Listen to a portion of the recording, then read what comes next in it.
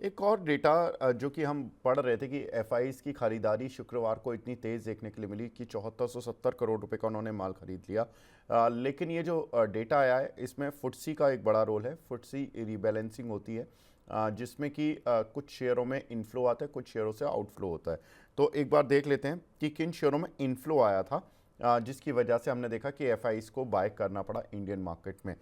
तो Indian market में जो बाय किया उसमें बजाज हाउसिंग करीब 48.4 मिलियन डॉलर का इनफ्लो स्ट्रीट मानती है कि एक एस्टीमेट है कि इतना आया है।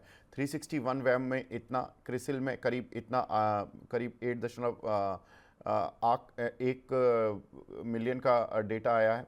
फोर्टिस हेल्थ केयर में 24.1 का, ब्लू स्टार में 8.3 मिलियन डॉलर इन्फ्यूज़ किए हैं एफआईज ने। अजंता फार्मा में 23.8, प्रीमियर एनर्जीज में 22.2, नालको 14 मिलियन का, IndusInd bank interesting 25.5 million dollar, और बीएससी में भी कुछ इन्फ्लो आया, सीडीएसएल में भी आया, अपार इंडस्ट्री और केन्सटेक में आया। पहले इसी डेटा पर मैं बात करूंगा।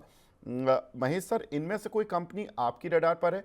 क्योंकि एफआईज को तो खरीदने पड़े इनके शेयर। आपको लगता है कि एफआईज की खरीदारी के बाद इन शेयरों की किस्मत और चमकेगी? देखिए, इन शेयरों में फोर्टिस हेल्थ है, ब्लू स्टार है, ये दो शेयर है जहाँ पे थोड़ा सा ध्यान बन रहा है। अजंता फार्मा है, नाल्को है, ये तीन चार काउंटर है जहाँ पे मुझे लगता है कि कन्विक्शन बाइंग किया जा सकता है। फोर्टिस हेल्थ है, ब्लू स्टार है, शायद आने वाले दिनों के अंदर अपने को नंबर्स अच्छे थोड़े दिखाई दे। नाल्को है जहाँ पे लगता है कि कुछ ना कुछ चीजें वापस इंप्रूव, मेटल्स थी और हो रही है, तो वहाँ पे कंपनी का स्ट्रेटेजी चेंज होता हुआ दिखाई देगा।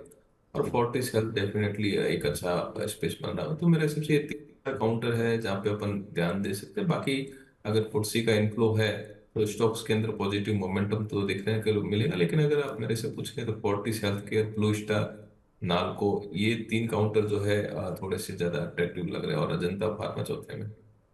जी सर, बीएससी और सीडीएसएल वैसे तो इनमें इन्फ्लो उतना नहीं है, करीब 8 से 10 मिलियन डॉलर का ही है।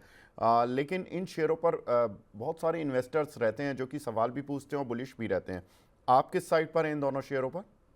फिलहाल एक दो क्वार्टर मेरे हिसाब से वीक नंबर्स जो है वीक आएंगे। अगर आपका व्यू अगर 2 साल से ऊपर है तो फिर इन शेयरों के अंदर आप भले बने रह सकते हैं, कोई दिक्कत नहीं है। लेकिन बीएससी सीडीएसएल के अंदर फॉर अ टाइम बिंग में हम लोग इतना बुलिश नहीं है हमारे हिसाब से।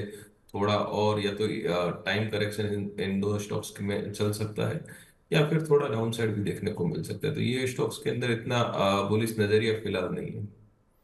सर, दो काउंटर, एक 361 वैम और दूसरा केन्स टेक्नोलॉजी, इन दोनों में एफआईज का इन्फ्लो आया है कि 361 वैम में